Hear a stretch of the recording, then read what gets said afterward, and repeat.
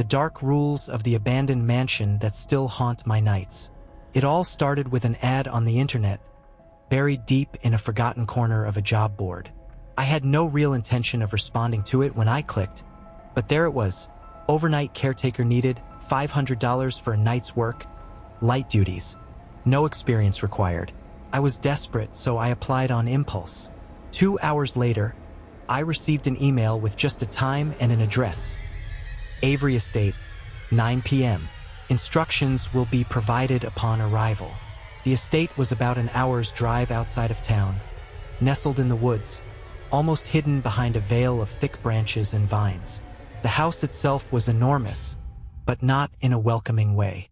It loomed in the night like something out of a Gothic novel, tall, dark, and imposing. The front door stood ajar, a single dim light flickering inside. I hesitated at first, but I needed the money. I pushed the door open and stepped inside. The air smelled stale, musty, like the house hadn't been aired out in years. The wooden floors creaked beneath my weight as I moved cautiously through the hall. Nothing moved, nothing stirred. Just the faint hum of the house's aged structure. The entryway was barren, no furniture, no warmth. But there, in the center of the room, was a small table, and on it, a sheet of paper, weighted down by a heavy brass key. I reached for the paper, the cool metal of the key cold in my hand. The note was scrawled hastily in a hand I didn't recognize, but the words were clear. Caretaker rules follow exactly. Lock the front door as soon as you enter. Use the silver key hanging on the hook by the door. It's the only one that works. If the key is missing, leave immediately. Do not look back. Do not enter any room with a lit candle. If you see a candle burning, close the door immediately and lock it. Wait until 3:33 a.m. before unlocking it again. Every hour on the hour, wind the grandfather clock in the parlor. If the clock stops, leave the house. Do not take anything with you. Ignore any knocking you hear. It doesn't matter if it comes from a door, a window, or even the walls. Do not acknowledge it. Avoid the west wing after midnight. If you hear footsteps coming from that direction, go to the kitchen and wait. Do not investigate. If you see her, don't run ***, she doesn't like it when you run. The job ends at 6 a.m. At 5:59, leave through the back door. Do not look behind you. If you feel cold air on your neck, run.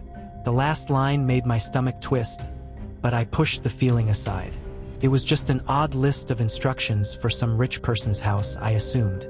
Maybe they were just paranoid or superstitious, but I wasn't about to back out now. I turned around and found the silver key hanging on a hook by the door, just like the note said. It was old, worn, but unmistakable. I took the key and looked at the door behind me, and then glanced back at the brass key. It didn't seem to serve any purpose now, so I pocketed it as a curiosity. I started my rounds as instructed. The first rule seemed simple enough. Lock the door as soon as you enter. I felt silly for even worrying about it, but I did it, locking the door behind me with the silver key. I moved deeper into the house. The second rule was the first one that made me uneasy. Do not enter any room with a lit candle. It seemed random, but I kept my eyes peeled for any candles. As I passed one of the rooms, I saw a soft glow from the crack in the door. I crept closer and peeked inside. A small, flickering candle sat on an old oak table, casting long shadows across the room. I swallowed. The second rule was clear. I wasn't supposed to be in here. I slowly stepped back, gently closing the door. I turned the lock with a quiet click and moved on, leaving the candle burning inside. My heart was pounding a little faster now, but nothing seemed too out of the ordinary. After all, this was probably just some rich person's eccentric rules, right? The hours passed with nothing too strange happening, just a couple more flickering candles in random rooms. I kept following the rules, locking doors, staying away from lit candles, and minding my business as much as I could. Then, at 11 p.m., I reached the grandfather clock in the parlor, standing tall and foreboding against the wall. It was a thing of beauty, all brass and dark wood, but its ticking was unsettling, too loud in the silence. I checked the time, 11 p.m. on the dot. I had to wind it. I pulled open the glass case around the clock and grabbed the small winding key. As I twisted it, the clock groaned, the gears turning reluctantly. When I finished, I checked the time again. It had barely moved. Strange. I made a mental note to check it again at midnight. By 12:15 a.m., I was starting to feel like I was just wasting time. No one had shown up, and the house remained as still as a tomb. The silence was deafening, and yet, I was becoming more aware of how often I was checking the time. Something about the quiet unnerved me. Then it happened. Knock, knock, knock. It was soft at first, the sound echoing from behind one of the walls. I froze, my mind racing. The fourth rule flashed in my head. Ignore any knocking you hear. I shook my head, telling myself it was just the house settling. I stepped forward, my footsteps slow and deliberate, trying to push the unease out of my mind. But then the knocking grew louder. Knock, knock, knock. It was coming from the wall behind me, distinct, too deliberate. I should have listened to the rule and ignored it, but it was too much. I turned around. Nothing. I swallowed hard. It was nothing. Just the house, the old pipes, the wind. I turned back around, ready to leave, but that's when I heard it again. Knock, knock, knock. I covered my ears, fighting the urge to stare in the direction it had come from. I wasn't supposed to acknowledge it. The rules said not to, but it felt like the walls were closing in. I moved on, finally making my way to the kitchen. I had to breathe, but as I entered the room, the door slammed shut behind me. I whirled around, my breath shallow. I stood there, staring at the door for what felt like an eternity, the rules echoing in my head. I checked the time, 3:33 a.m. I could have sworn it was just midnight.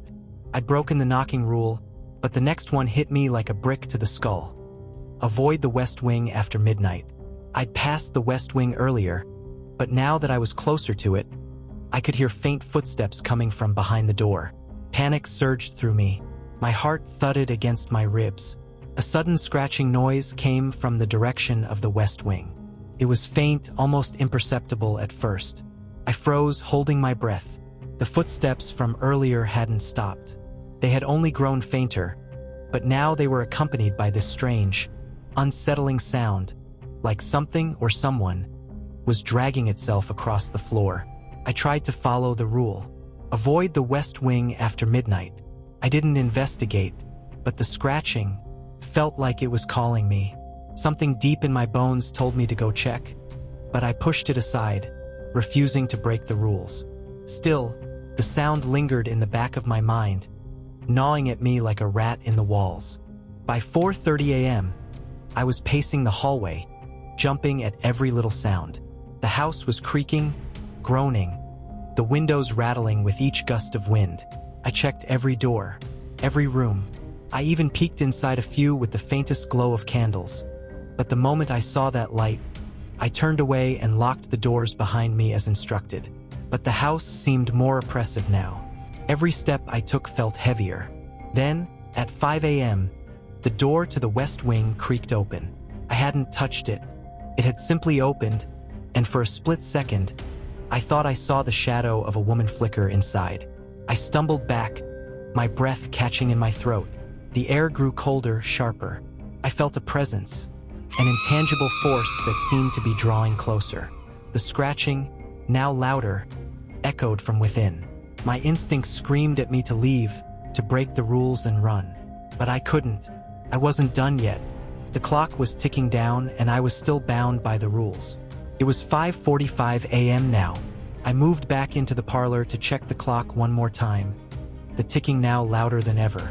The time read 5:45. I only had 15 minutes, but the house was closing in on me. My heart raced, my mind frantic. I thought I saw something move in the shadows, but when I looked closer, nothing was there. Then I heard it, a voice. It came from the West Wing, a faint whisper, soft but unmistakable. Run. I froze. My heart thudded in my chest, the cold sweat trickling down my spine. I had to go. The rules said not to look back. The terror was overwhelming. I was seconds away from breaking, The clock struck 5:59 a.m. Without thinking, I ran. My feet hit the floor hard as I bolted down the hallway. The cold air from the back door hit me as I flung it open, stumbling into the night. My breath came in ragged gasps, my legs burning as I sprinted. The gravel crunched underfoot, the trees around me bending and twisting in the wind. I didn't dare look back, but I felt a presence behind me, chasing me. The house seemed to breathe with me, its windows dark and empty, the door I had locked now standing wide open. I threw my car door open and put the pedal to the floor. I didn't stop driving until the distant glow of the city lights was visible on the horizon. Only then did I dare to slow down. My legs trembled, my body exhausted, but I didn't stop, couldn't stop, and I didn't look back.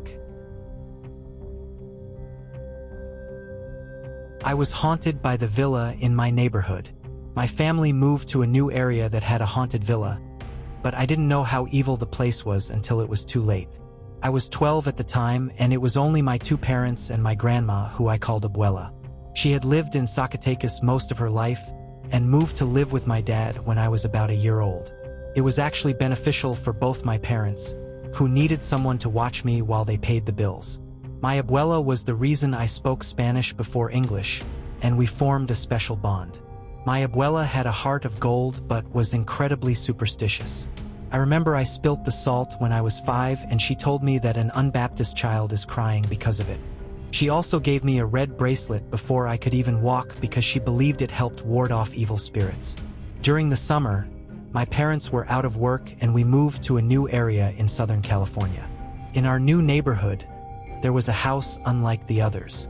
It was a villa that had been deemed a permanent part of the town from the historical society. I call it a villa because that's what people in the area called it, but it didn't remind me of any villa I had seen before. The home stood out from the entire block.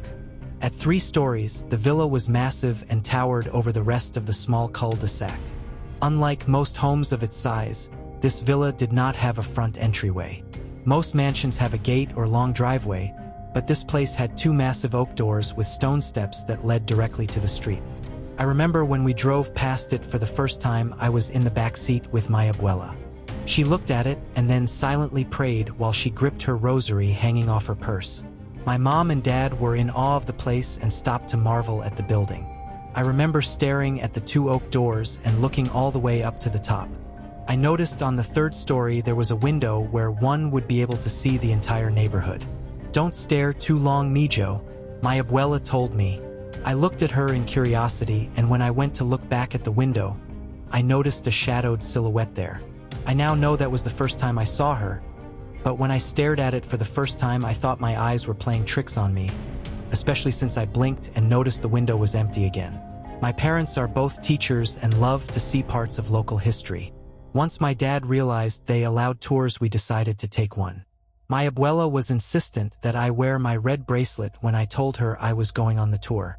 She didn't go and wanted me to stay home. However, my dad told her I needed to appreciate these kinds of things, as if this tour would help me do better on my schoolwork. When we arrived, it was the afternoon. The sunset made the structure menacing, and its shadow covered us as we entered the oak doors. We met the tour guide, and he took us and another group throughout the various rooms of the villa. As we went through the 2nd floor, I noticed one staircase leading to the 3rd. There was a rope blocking entrance with the sign "Absolutely No Entry." I walked up closer and peered up the staircase, with my feet planted firmly in front of the rope. I felt like a mosquito hovering in front of a bug zapper. I just had to see what was up there. If it wasn't for the rope, I would have already been halfway up to the 3rd floor, but that barrier kept me hesitant. I didn't want to get kicked out and suffer the wrath of my parents, but the longer I stayed there, the more it seemed to make little difference. I lifted my left foot to climb over the rope when I heard a gruff voice say, "You shouldn't be over there." The tour guide had come back to check on me while the rest of the group walked around the open area. I quickly apologized and moved away. The tour guide looked at me and back at the staircase. "Trust me when I tell you that it's best if you stay away from that staircase. It's the only entrance to the 3rd floor, and that area is forbidden." He must have seen my curious look because he began to offer an explanation. It was over 100 years ago when the last owner of the house died. She was a widow named Agatha Cunningham. Her husband owned a merchant company and spent most of his wealth building this villa, until a construction accident took his life. He was crushed by the limestone you see out in the front. After her husband's death, Agatha began to act strangely. Day and night, she would always be up at the arched window on the 3rd floor, watching the entire neighborhood. Many in the neighborhood thought she had lost her mind, especially during her last years. Crazy Cunningham, they called her. It wasn't just the children who teased her either. After it was rumored that she had hidden the remaining Cunningham fortune inside the villa, it wasn't long until she was robbed. Strangers entered the villa and beat her to death. Nobody ever found out who did it. Some even think the neighbors conspired against Agatha in order to rob her. The tour guide looked past me, eyes fixated on the staircase. They say she died up on the 3rd floor. Thing is, that wasn't the last time anyone saw her. There are times where people will still see Agatha staring out the window. Nobody can explain it, and by the time you blink, she's gone. Some people see her midday, others in the late hours of the night. There are numerous accounts of her being seen. Her grim face is always watching and never resting. I felt the hairs on my neck stand up and my eyes widened in fear. When my dad told me it was time to go, I hurried out as fast as possible. As soon as we passed the limestone stairs, I looked up at the 3rd-story window. I half expected to see the woman but saw emptiness instead and breathed a sigh of relief. The villa wasn't a far walk from our house. The cul-de-sac was small with only 6 homes split on each side, and our home at the very end of the street. When I got home, my grandmother was waiting outside the house. She was burning sage in the front yard and muttering prayers under her breath. As soon as she saw me, she approached and blew the smoke in my face. "Para protection mijo," she explained. My dad and mom rolled their eyes, but didn't protest. I knew better than to say or do anything against my abuela. Even from our house, we could see the towering villa at the end of the street. It was as if the building itself stood guard and watched over the entire neighborhood, and nothing could escape its view. I went upstairs to my room and unpacked the last of my boxes. As the sun set, the shadow from the villa crept slowly up my house and into my room. By the time the evening came, I couldn't help but peek over. From my viewpoint, I could see a shadowed silhouette inside the 3rd-story window, but I didn't know if it was the tour guide or possibly the custodial staff. Even after hearing the story, I refused to believe it would be something supernatural and just chalked everything up to my paranoia. That night, I couldn't sleep. I couldn't shake the feeling that someone was watching me, and anytime I closed my eyes, I could see the shadowed silhouette with a big toothy grin and piercing eyes. Eventually, I got up to shake off the paranoia. I glanced out my window and looked at the looming villa. My eyes trailed from the grand oak doors all the way to the 3rd-story window. She had been waiting for me the whole time. It was without a doubt Agatha. I could see her figure through the window with her piercing yellow eyes and glistening grin. Her face illuminated in the moonlight, and I could see her staring at me like a hungry predator. Couldn't look away. I could see her lips forming the same word over and over as she glared at me with her gleaming eyes. My eyes went as wide as possible, and I couldn't stop my body from shaking. Goosebumps formed on my skin, and I was frozen in fear. She grinned, then pursed her lips and put a finger over her mouth. My hand grasped the curtain and closed it as fast as possible. As the months passed, the fear of the villa slowly left my mind. I never opened the curtain at night anymore, and rarely opened it during the day. I never walked on the street where the villa resided, and would go out of my way to avoid being around it. However, anytime we drive by, my eyes would inadvertently glance up at the window. Sometimes I'd be lucky and see nothing. Other times she'd be there smiling at me, if only for a moment. Every time I'd see her, she'd always say the same word, mine. When school started, I was able to make some friends. They were rambunctious and known to be pranksters, but I enjoyed their company and they were loyal. One of my best friends lived only a few houses down, on the same street as me. His name was Bryce, and we hung out a lot after school. As Halloween neared, Bryce begged me to stay over, and my parents relented. He promised a night of mischief and fun, and I was giddy with excitement. When the night came, our other 2 friends, Layla and Carson joined us at Bryce's house.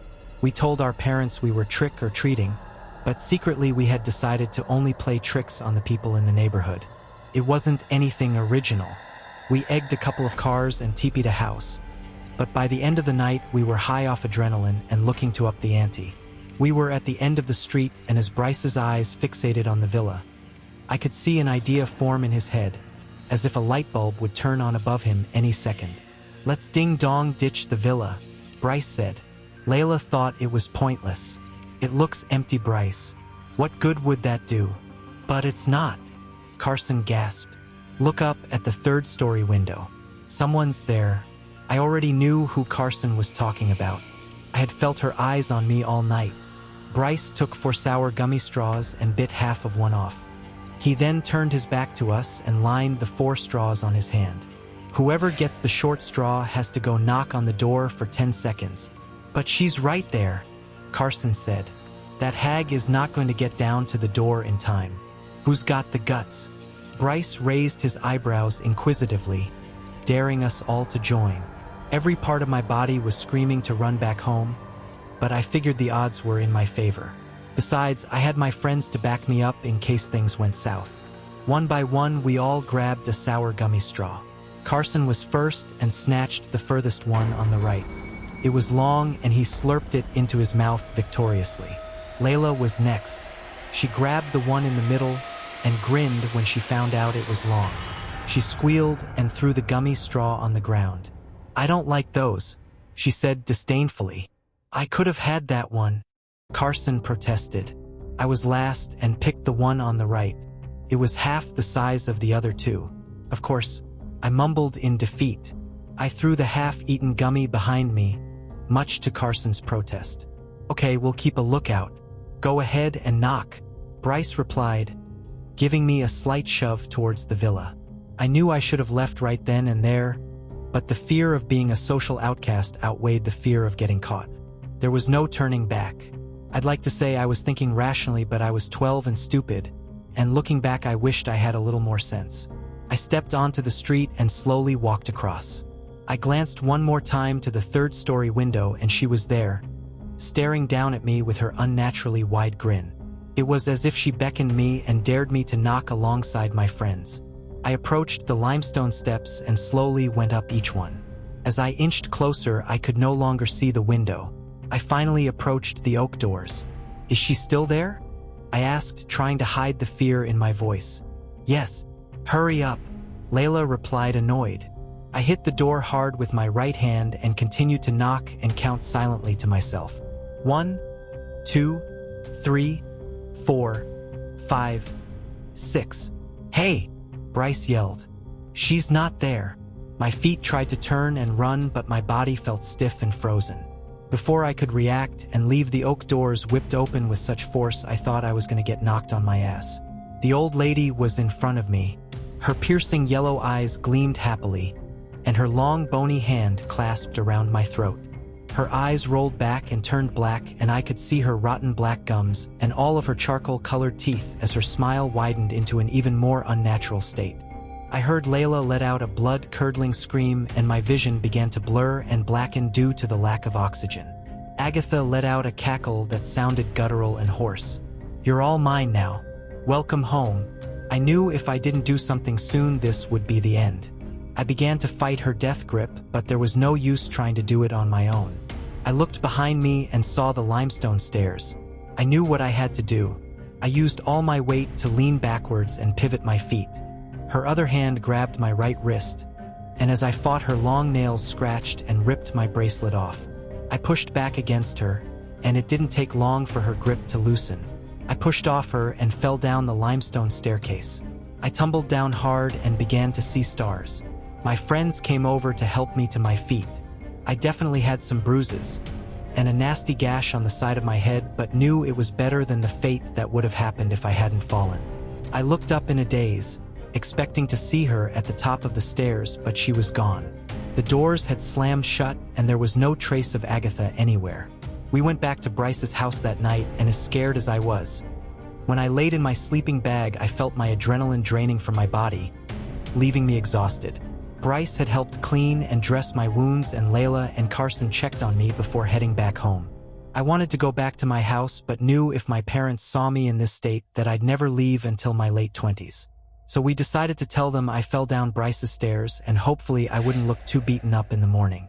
Bryce's parents worked late and wouldn't be able to know how I really got my injuries, so it was a foolproof plan. I settled in Bryce's room and drifted off to sleep. It wasn't until about 3 in the morning I woke up again. I had the urge to pee really bad and had to run to the bathroom. In my rush to the toilet, I forgot to close the door to the bathroom. I had been so used to peeing with the door open that I forgot I was at a different house.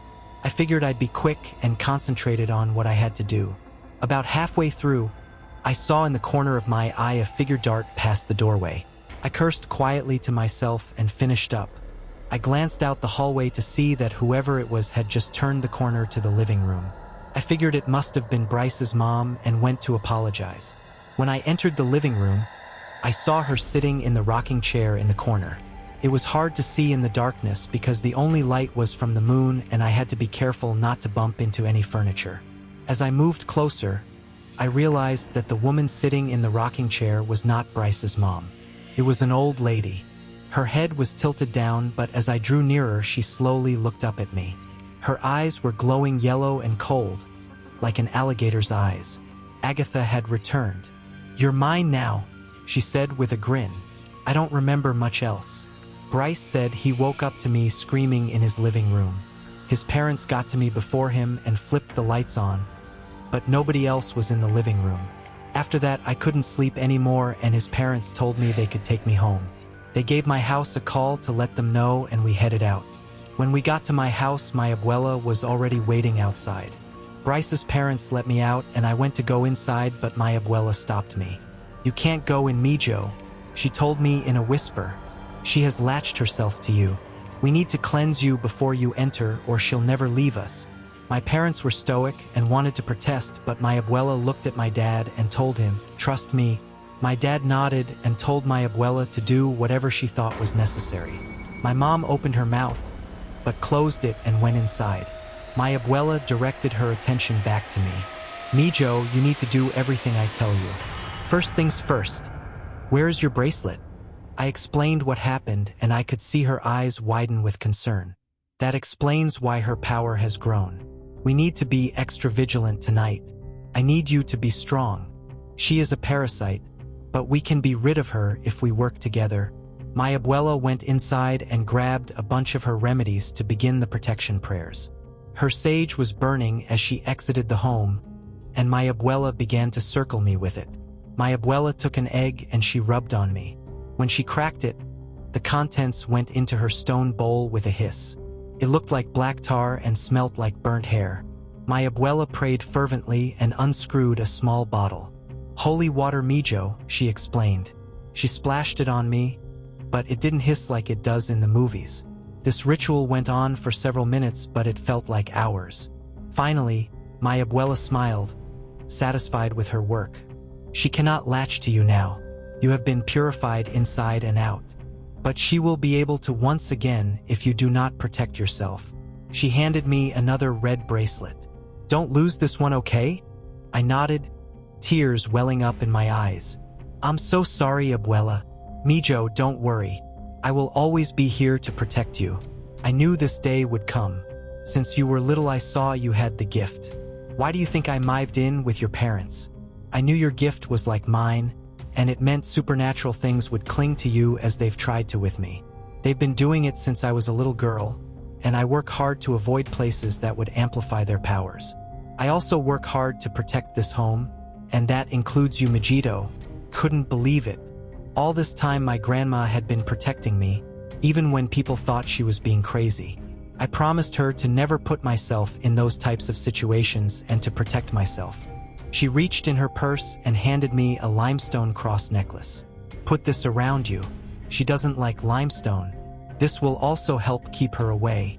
I don't know how my abuela understood such things, but have worked hard to listen to her from then on out. I think years of tapping into the metaphysical and spiritual world helped her understand the evil that can haunt us. Ignorance of such things only gives them power, and mockery of evil invites them into our lives. Agatha never haunted me since that day.